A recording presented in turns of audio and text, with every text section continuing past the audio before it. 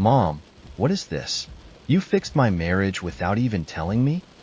I don't have to ask you for everything. Your father's friend had a daughter, and they decided your marriage in childhood to strengthen their friendship.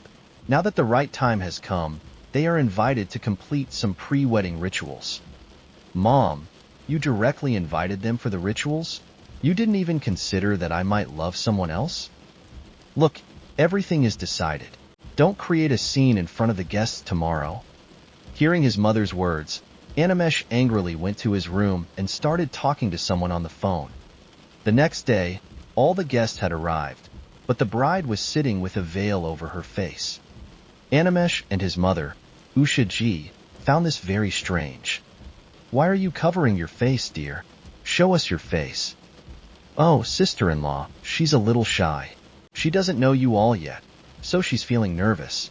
She'll be fine after the wedding.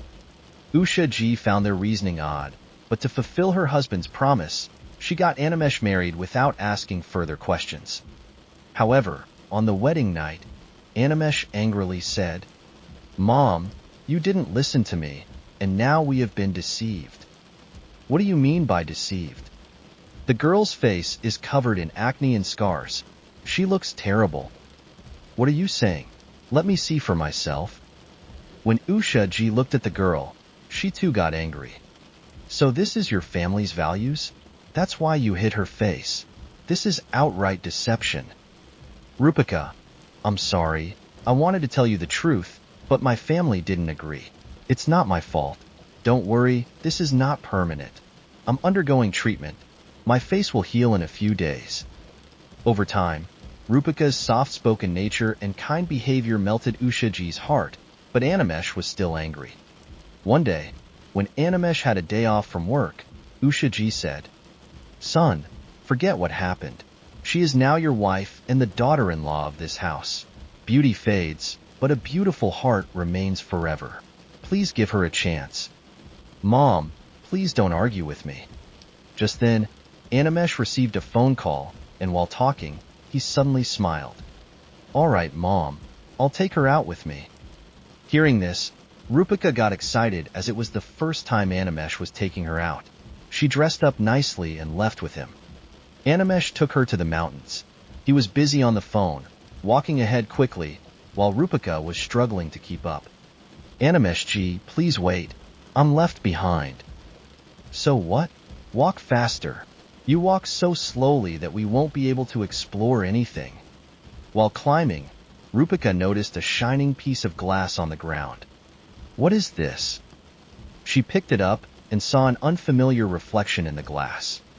She was shocked, but when she looked again, it was her own reflection, except that it was strangely moving, as if it wasn't in the glass but on the surface of water.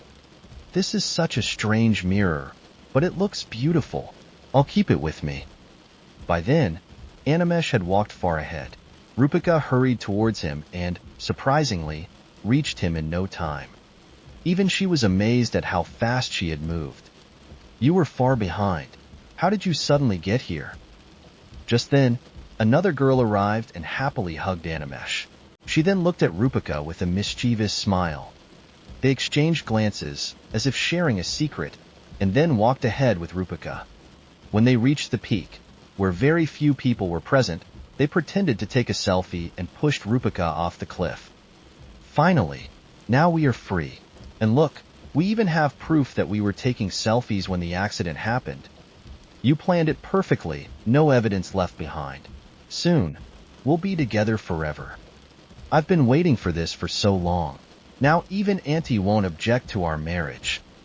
Saying this, the girl laughed, and they both started shouting for help.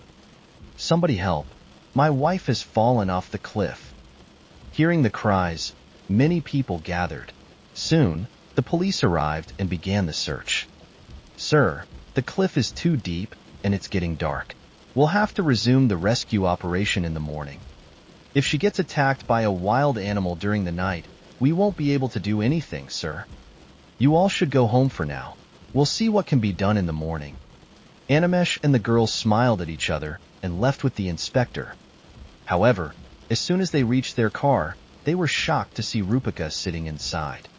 "You? But you? Yes, I've been waiting for you here for a long time. Animesh looked at the girl in shock. She, terrified, ran away from there, while Animesh, trembling, got into the driver's seat. In the rearview mirror, Rupika's reflection was staring back at him with a cold, unsettling smile. Animesh looked into the mirror again, his heart pounding against his chest. The horrifying figure in the reflection sent chills down his spine. As his trembling hands gripped the mirror tighter, he saw the grotesque face contort into a sinister smile. With a scream, he hurled the mirror to the floor, shattering it into countless shards. But the horror had just begun. A thick, black smoke emerged from the broken mirror, swirling in the dimly lit room. Animesh stumbled backward as the smoke began to take shape. Within seconds, the silhouette of a woman materialized before him. Her face was eerily pale, her eyes hollow, and her lips twisted into a disturbing grin. Her long, disheveled hair swayed as if caught in an unseen breeze. "Everyone adores the moon, but they never notice its scars," she whispered, her voice a haunting melody. "When even the moon is flawed, why do humans crave perfection?" Animesh couldn't move. He wanted to scream, to run, but his body betrayed him. The woman extended her skeletal hand and caressed his face. A searing pain shot through his skin, and he watched in horror as boils erupted all over his body. Blood and pus oozed from the festering wounds. "No, please," he cried. "Don't do this to me. Just kill me instead." The woman laughed, a sound so chilling it seemed to freeze the air around them. "Mocking those who are different carries a price, Animesh. You will neither live nor die. You shall suffer, just as I have." With those words, she dissolved back into smoke, disappearing into the darkness. The room fell silent except for Animesh's ragged breathing. He collapsed onto the floor, sobbing in agony.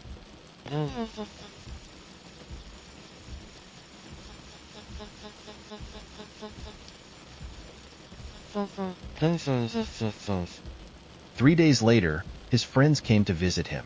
Rahul and Nidhi stood outside his bedroom door, exchanging worried glances.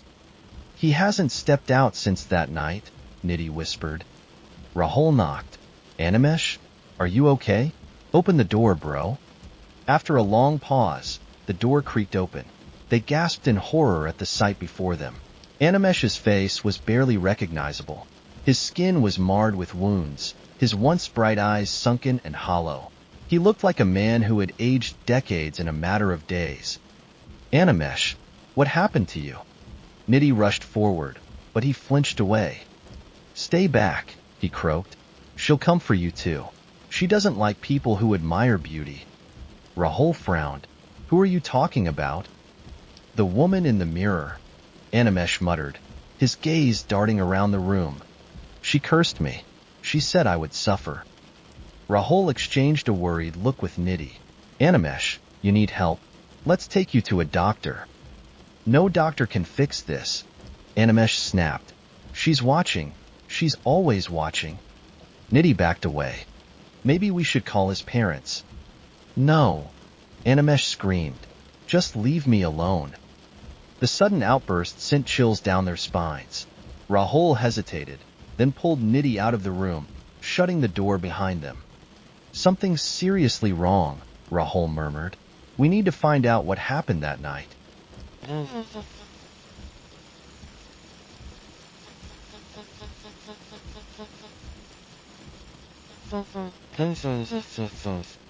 Determined to uncover the truth, Rahul and Nidhi visited Rupika. She was the last person seen with Animesh before his strange transformation. When they arrived at her house, she greeted them with an unsettling smile. "Oh, Animesh sent you, didn't he?" she said before they could speak. "Rupika, what happened that night?" Rahul demanded. "Ever since then, Animesh has been different." Rupika chuckled. "Different? No, he's just becoming like me." Nidhi shivered. "What are you talking about?" Rupika gestured toward a small table where a cracked mirror rested. "Look into the mirror, and you will understand." Rahul hesitated, but curiosity got the better of him. As he stepped closer, The air in the room grew colder. He peered into the mirror, and suddenly, his reflection twisted into a monstrous version of himself.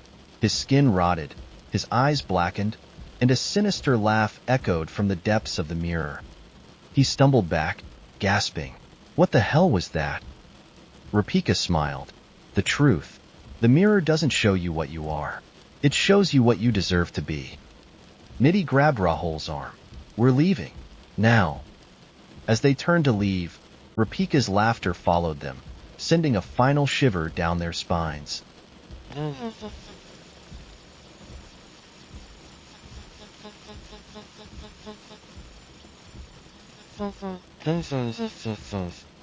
That night, Rahul couldn't sleep.